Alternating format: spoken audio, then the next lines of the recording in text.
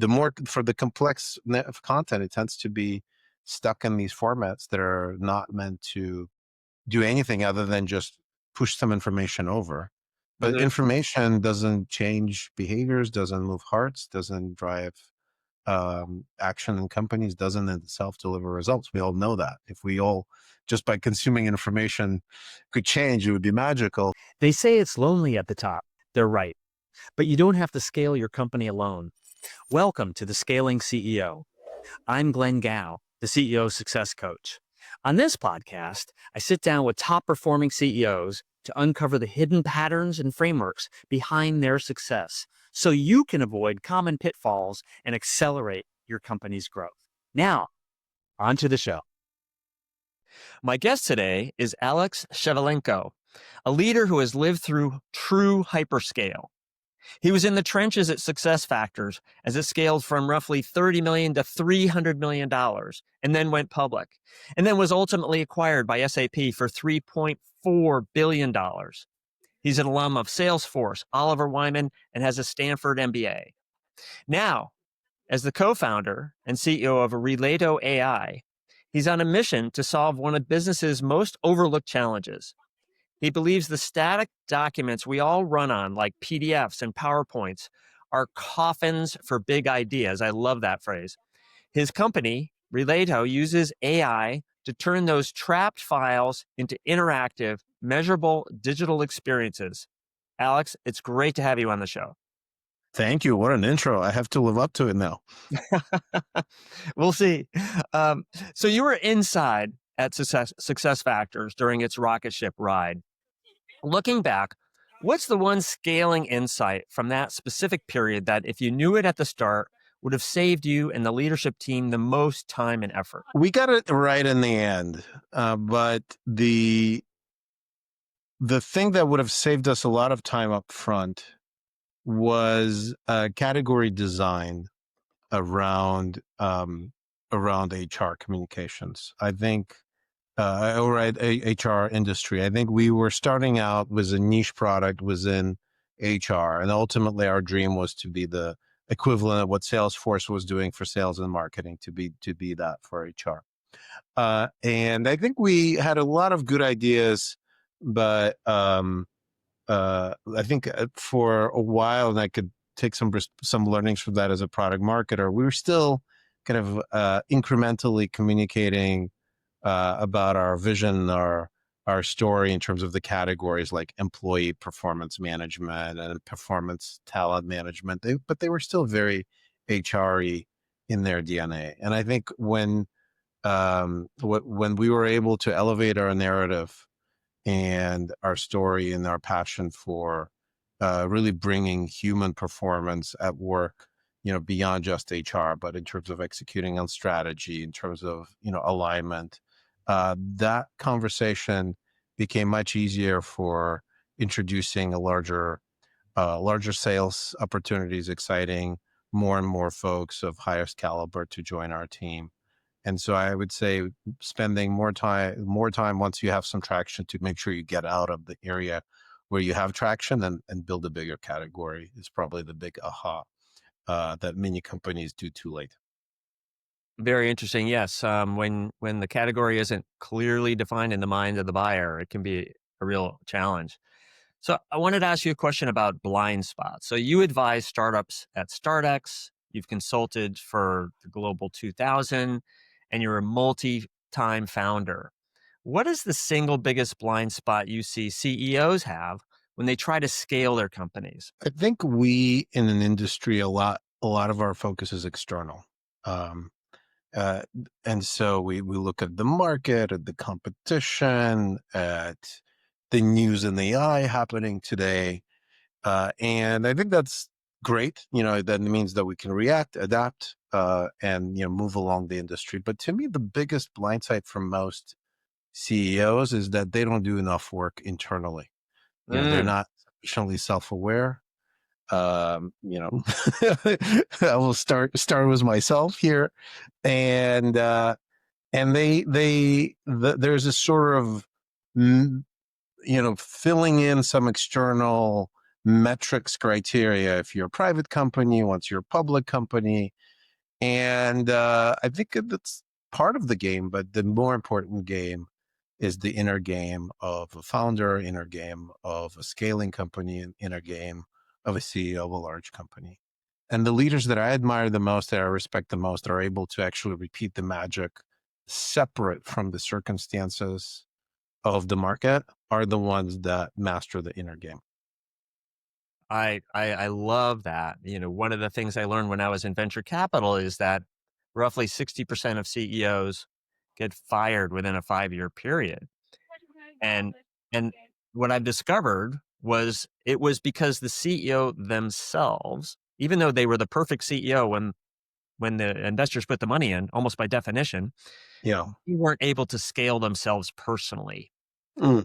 And that's because everything evolves and the CEO needs to evolve. And share us a few things with the audience about how you have evolved as a CEO over time. Well, look, I think the part that few people talk about, but I think is probably more interesting to discuss, is the back to this topic of inner game, is ability to process challenges that happen with equanimity, right? I'm not talking about some sort of esoteric stoicism, but in general, like how do you ride the waves? Because every day is going to be, either high or low, and in some ways. And when you, for me personally, I tend to feed off of positive energy like most. And I think sometimes I've noticed that when things were negative, I would shelter others, but I would it would impact me in some ways. And I think the learning opportunity and the journey that I'm still on, quite frankly, is to separate yourself from the ebbs and so what is it? Slings and arrows of outrageous fortune, Yeah. to use a Shakespearean term, and to find your steady inner core that is able to lead, from a place of adaptability and stability. And so I think the team loves the positive energy, and I think you obviously still need to project that, but they also love the ability to say, "Hey, this is an interesting challenge that landed in our laps. How are we going to tackle it?" And I'd say in the earlier part of my journey, I probably I needed to at least fuse some of this to some people, maybe not everybody, but I was like, I wasn't able to process it as well myself. And I think now I'm aiming to through meditation, for example, and other ways to manage my mental state and readiness state, to adapt to that, to the ups and the downs.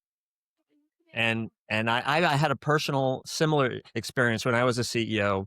I had a CEO coach for 17 years, transformational experience for me. But I Mm, realized at a certain point in time, I could look over my shoulder and say, "Oh, those kind of problems, I can handle those kind of problems. Bring on bigger problems now," because mhm, you just gain this confidence in, what did you call it, catching any wave or handling mhm, the next problem that's going to come along. So mm.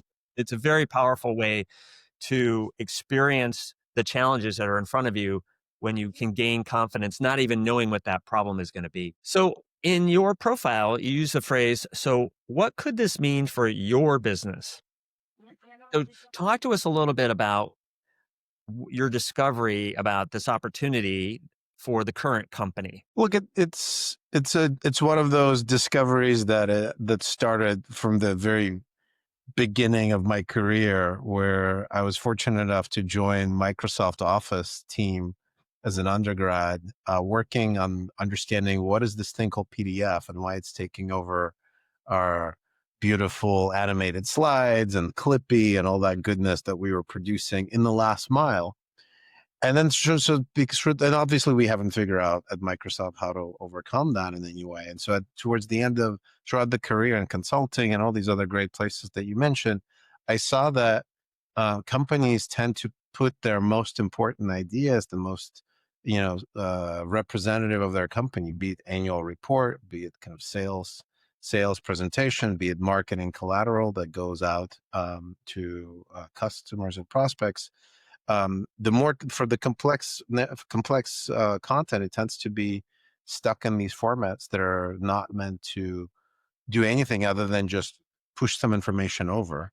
But Mhm. information doesn't change behaviors, doesn't move hearts, doesn't drive action in companies, doesn't in itself deliver results. We all know that. If we all, just by consuming information, could change, it would be magical. So the aha here came from that insight that the PDF actually did not rip out PowerPoint and Word. It just placed it as kind of the last mile for that era of communication, which Right. was, hey, internet, everything is changing. Let's have something stable and robust that is kind of preserves integrity of the content.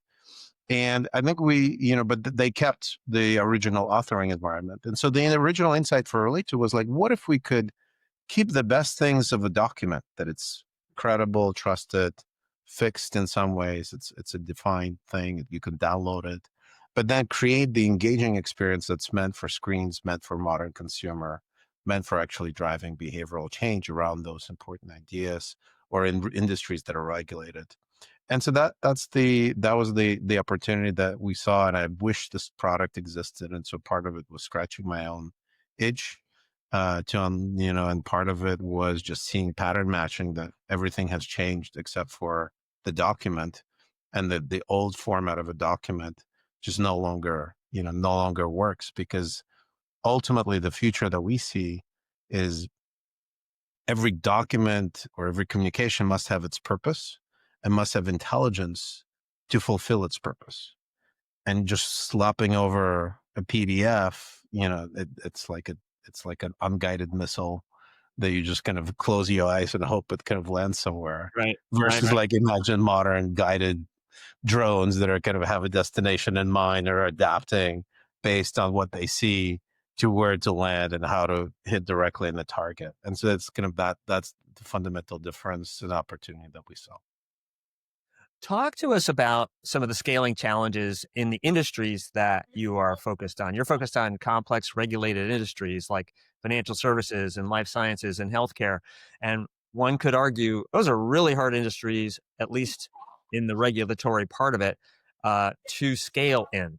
And so, talk to us about some of the challenges for other CEOs that might be looking to scale within regulated industries. Well, I think first of all, a lot of it is a question of trust. So it was great that I came from a regulated function like HR, for example, at SuccessFactors, and we built an agency, which also gave us a few ideas of like working with organizations like Accenture and Salesforce and Omnicom Group, where we were taking their most precious content and transforming it.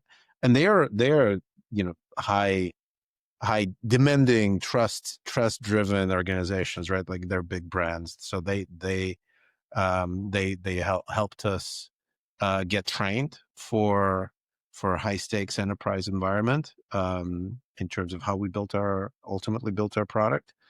And then lastly, the, so the sort of the background of the past, the current, the training was pre-customers, or sort of early customers. And then I think just the focus, that we didn't pick regulated industries on our own.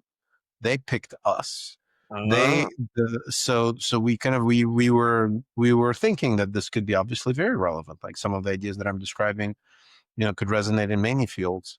But it found that the folks in regulated industries had a particular challenge, which is once they get the piece of content blessed, so to speak, uh, to get another version of it blessed as well. Let's say it's a digital website, based off of a PDF or a video based off of that.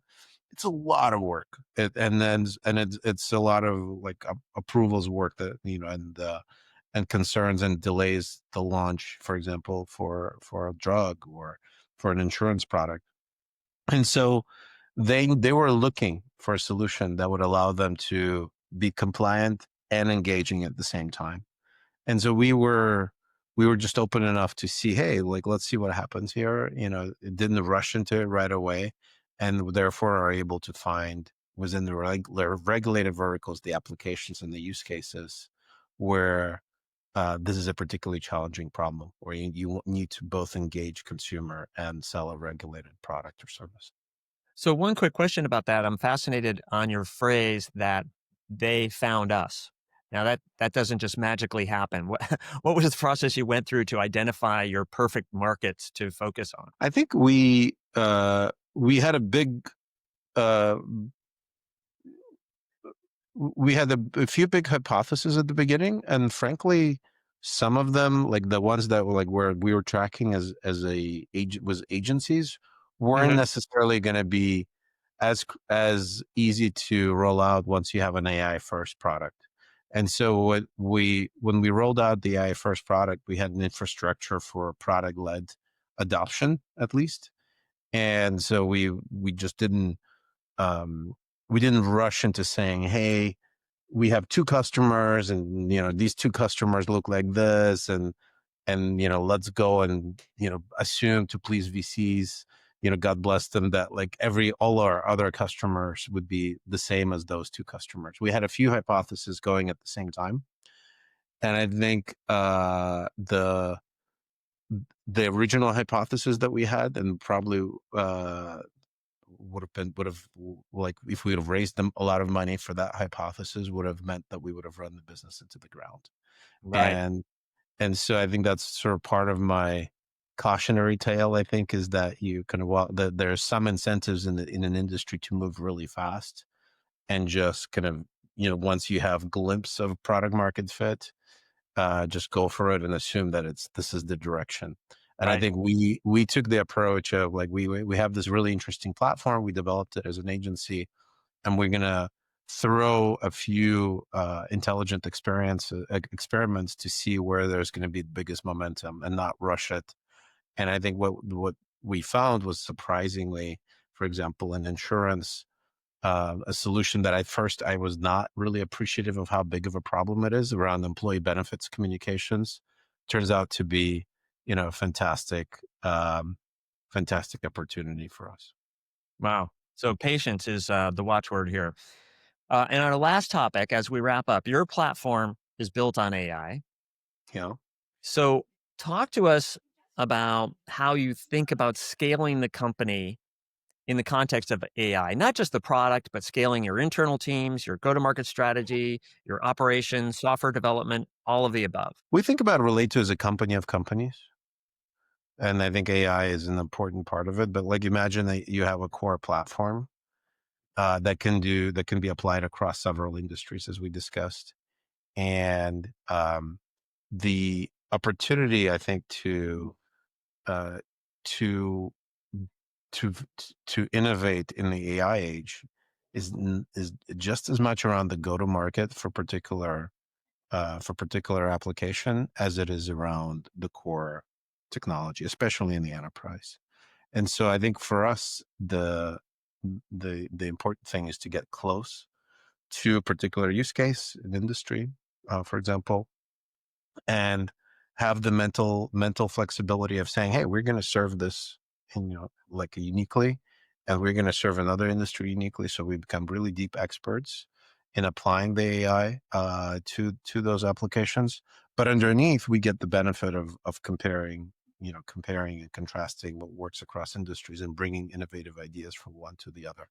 I think that's really powerful, especially in these regulated industries. I think some of them are a little bit insular. So in pharma, people like to buy just from pharma. In insurance, people like to buy just from insurance.